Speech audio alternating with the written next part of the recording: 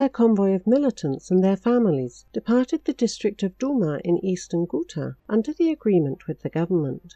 According to the Syrian state-run news agency Sana, the convoy consisted of 24 buses, included 1,198 militants and their families, and was set to move to the northern part of Aleppo province, which is controlled by Turkish forces. On April the 4th, another batch of militants reportedly started preparing to leave Duma. If the situation continues to develop in this direction, the Syrian army will soon re-establish control of the district without fighting.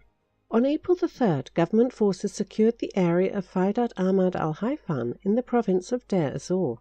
The advance was made in the framework of the ongoing security operation against ISIS cells operating in the Homs Desert. Despite President Donald Trump's statement last week that the US will withdraw forces from Syria very soon, his country is expanding its military presence in the war-torn country. On April the 3rd, the Turkish state-run media reported that the US is setting up 2 bases in the area of Manbij, which is controlled by the US-backed Syrian Democratic Forces SDF. The US is reportedly extending an observation post in the village of Dadat and has started construction of another facility south of Dadat. Earlier, about 300 additional US soldiers, accompanied by armored vehicles and construction equipment, were deployed to the Manbij area, strengthening the US garrison there. On April the 2nd, CNN reported, citing several U.S. Defense and Administration officials, that the U.S. military has been working on a plan to deploy dozens of additional troops to northern Syria.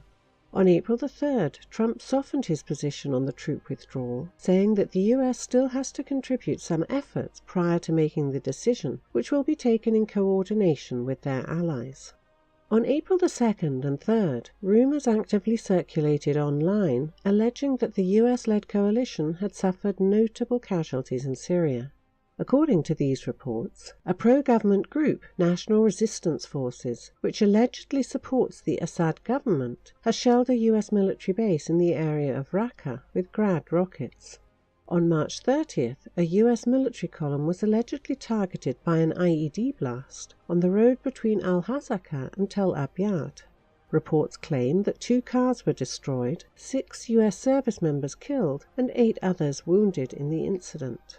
Local self-defense groups acting against the US occupation had allegedly planted the IED. Another US military column was reportedly shelled with heavy machine guns on the road between Manbij and Raqqa, also on March 30th. The attack allegedly resulted in the killing of 2 US servicemen and the wounding of 8 others. On April the 1st, 7 US mercenaries were killed and 10 others wounded in an attack by 4 gunmen in Al-Shaddada. Initially, these reports appeared in a few Russian Telegram channels, referring to some local sources, and were then repeated by a number of blogs and media outlets aiming to gain additional views and attention. However, all these reports lacked photo and video evidence to confirm the alleged casualties among the US servicemen. According to Syrian experts, these rumors are most likely a soft version of the Russian mercenaries story, when the mainstream media claimed that over 100 Russian fighters had been killed in the US-led coalition strikes in the province of Deir ez-Zor.